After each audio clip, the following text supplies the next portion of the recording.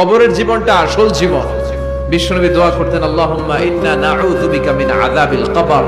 আল্লাহ, আমি আপনার কাছে কবরের আযাব থেকে পানাহ চাই, কবরের আযাব থেকে বাঁচতে চাই। এই কবরের মধ্যে অনেক ফিতনা হবে, অনেক সুয়াল হবে। কবরে প্রশ্ন আছে না নাই? কথা বলেন। প্রথম প্রশ্ন জিজ্ঞেস করা হবে, মার রব্বুক, তোমার রব কে? বলেন, আমাদের রব কে? ওয়া মা দীনুক, তোমার ধর্ম কি? বিশ্বনবীর চেহারা দেখিয়ে বলা হবে, তারিফু মান হাযার রাজুল, এই লোকটারে চিনো? আমরা কি বলবো? আমরা চিনি, উনি আমাদের প্রিয় রাসূল মুহাম্মদুর রাসূলুল্লাহ সাল্লাল্লাহু আলাইহি ওয়াসাল্লাম। এরপরে জিজ্ঞেস করা হবে, এগুলো কোত্থেকে শিখলা? আমরা বলবো কোরআন থেকে। ফায়ুফসাহু লাহু কবরুহু ৭০ যিরাআন। সুন্দর সুন্দর উত্তর করতে পারলে আপনার কবরটারে ৭০ হাত লম্বা করে দেয়া হবে। ইফতাহু লাহু বাবুন ইলাল জান্নাহ, জান্নাতের দিকে একটা দরজা লাগিয়ে দেয়া হবে। ইউলবাসু মিন লিবাসি আহলিল জান্নাহ, জান্নাতীদের পোশাক পরিয়ে দেয়া হবে। জান্নাতের পোশাক কেমন হবে জানেন?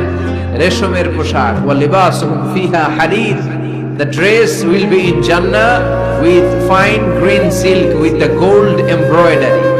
জান্নাতে যারা থাকবে তাদের পোশাক হবে পাতলা সবুজ রঙের রেশমের কাপড়ের পোশাক, যেটার মধ্যে গোল্ডের, স্বর্ণের ডিজাইন করা, এমব্রয়ডারি করা থাকবে। ওই পোশাক পরিয়ে দেওয়া হবে। আর বলা হবে নাম কানাউমিল আরুস, বাসর রাতে জামাই যেমনি আনন্দে ঘুমায় তুমিও ঘুমাও। দুনিয়াতে অনেক কষ্ট সহ্য করছো, দুনিয়াতে পুলিশের দৌড়ানি, র্যাবের দৌড়ানি, আছে না নাই? ইসলামের পক্ষে যারা কথা বলে নিজ এলাকায় পরবাসী, আছে না নাই?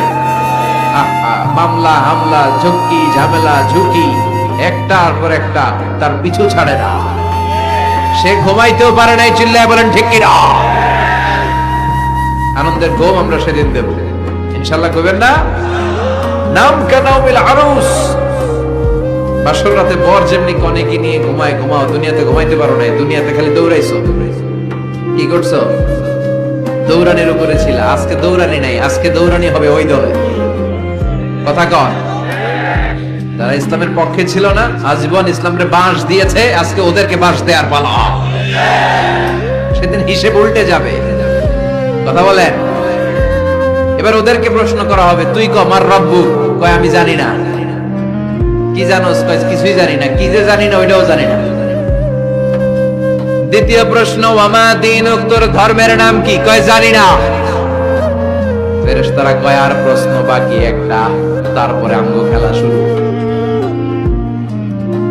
ওমান হাযার রাজুল, do you know this person?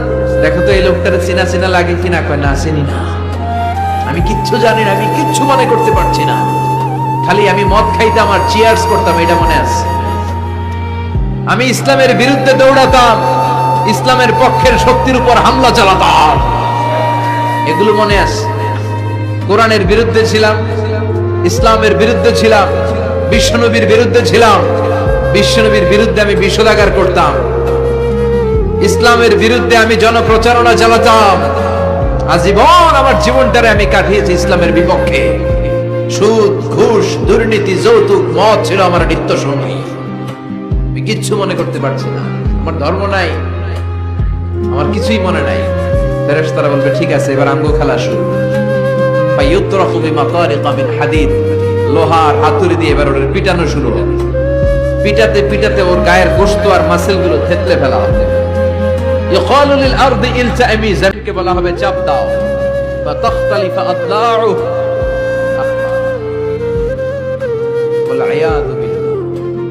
কবরের এক পাশের মাটি আরেক পাশের মাটি এমন ভাবে চাপ দিবে, ডান পাশের পাঁজরের হাড় বাম দিকে ঢুকে যাবে, বাম দিকের হাড়টি ডান পাশে এসে যাবে। ওর চিৎকারে পুরো কবরস্থানটা থারথার করে কাঁপবে। ওরে বাঁচানোর তখন কেউ থাকবে না। ওর ক্ষমতা, ওর দাপট, ওর হুঙ্কার, ওর অহংকার ওরে বাঁচাতে পারবে না। চিল্লায় বলেন ঠিক কিনা? হাত্তা সা, কিয়ামত পর্যন্ত, কিয়ামত পর্যন্ত এই দুর্বিষহ জীবন সময় তার কাটতেই থাকবে। আল্লাহ, কবরের এই আযাব থেকে তুমি আমাদেরকে বাঁচাও। সূরাতুল মুলক যারা নিয়মিত তেলাওয়াত করবে, আল্লাহর মেহেরবানিতে তাদের কবরে কোনো আযাব হবে না। করতে রাজি আছেন? কথা কয় না। করতে রাজি আছেন সবাই? বিষ্ণু বললেন এখানেই শেষ নয়, আরো আছে। শাফাআত লি সাহিবিহা, এই সূরাটা কিয়ামতের দিন এই সূরা যে তেলাওয়াত করবে তার পক্ষে সুপারিশ করবে। কোরআন যদি আপনার বিপক্ষে আল্লাহর কাছে নালিশ করে, আপনার বাঁচার কোনো উপায় আছে? আপনার পিসাব আপনারে বাঁচাইতে পারবে? তাহলে আপনার দলের নেতা কথা কন, কেউ বাঁচাইতে পারবে আপনারে? কোরআন যেমনি আপনার বিরুদ্ধে দাঁড়ালে আপনারে বাঁচাতে পারবে না, কোরআন তেমনি আপনার পক্ষে দাঁড়ালে আল্লাহ আপনারে ফেলে দিতে পারবে না। কোরআন আপনার পক্ষে থাকলে আল্লাহ আপনাকে দয়া করবেনি। বিশ্বনবী বলেছেন, ইকরাউল কুরআন ফাইন্নাহু ইয়াতি ইয়াউমাল কিয়ামাতি শাফিআন লিআসহাবি। কোরআন তেলাওয়াত করো, কেননা কোরআনের তেলাওয়াত এটা কিয়ামতের দিন তোমার জন্য সুপারিশ হয়ে দাঁড়াবে। এজন্য বিশ্বনবী বললেন, যে ব্যক্তি সূরাতুল মুলক নিয়মিত তেলাওয়াত করবে, এই সূরাটা কিয়ামতের দিন ওই তেলাওয়াতকারীর জন্য আল্লাহর কাছে সুপারিশ করবে। এখানেই শেষ নয়, বিশ্বনবী বললেন, খাসামাত আন সাহিবিহা, এই সূরা যে তেলাওয়াত করবে তার পক্ষে আল্লাহর সাথে এই সূরাটা দাঁড়িয়ে তার পক্ষ নিয়ে আল্লাহর সাথে তর্ক করবে, ঝগড়া করবে। আল্লাহ তুমি ওরে জান্নাত দিবা না কেন? ওরে মাফ করবা না কেন? তুমি না গফুর, তুমি না গফফার, তুমি না রহিম, তুমি না রহমান, তুমি মাফ করে দাও। ও মিয়া, সুপারিশ করতেছে কে? সূরাতুল মুলক। সুবহানাল্লাহ কইবেন না? কতক্ষণ এই তর্ক আল্লাহর সাথে সে চালাবে? হাত্তা আদখালাহুল্লাহুল জান্নাহ, যতক্ষণ না আল্লাহ তার জান্নাতে না ঢুকায়। এখানেই শেষ নয়, বিশ্বনবী বললেন, মান ক্বারাআ বিহা ফি লাইলাতিন ফাকাদ আকফারা ওয়া আতাবা, রাত্রি বেলায় যে এই সূরাটা তেলাওয়াত করবে পুরো রাতটাকে বরকতময় করে দিবে কে? এজন্য বিশ্বনবী বলেন, আমি চাই আমার সব উম্মত এই সূরাটা মুখস্থ করে নেক। আমার চাই আমার ছোট বড় আবাল বৃদ্ধ বনিতা সব উম্মতের হৃদয়ের মধ্যে এই সূরাটা গাঁথা থাক, মুখস্থ থাক, হিফজ করা থাক। আমরা বিশ্বনবীর উম্মত না? কথা কর। নবীর এই আশাটা আমাদের পালন করার দরকার আছে না নাই? আমরা কি পারি না এই সূরাটা মুখস্থ করে রাখতে? মাত্র 30 আয়াত, প্রতি মাসে কয়দিন? প্রতিদিন এক আয়াত করে মুখস্থ করলে লাগে কয়দিন? প্রতিদিন এক আয়াত করে মুখস্থ করলে 30 দিনে এই সূরা মুখস্থ করতে রাজি আছেন? সবাই রাজি আছেন তো? মনে থাকবে? নেক্সট টাইমে নেক্সট ইয়ারে আসলে জিজ্ঞেস করবো যে সূরা মুলক মুখস্থ হয়েছে কি?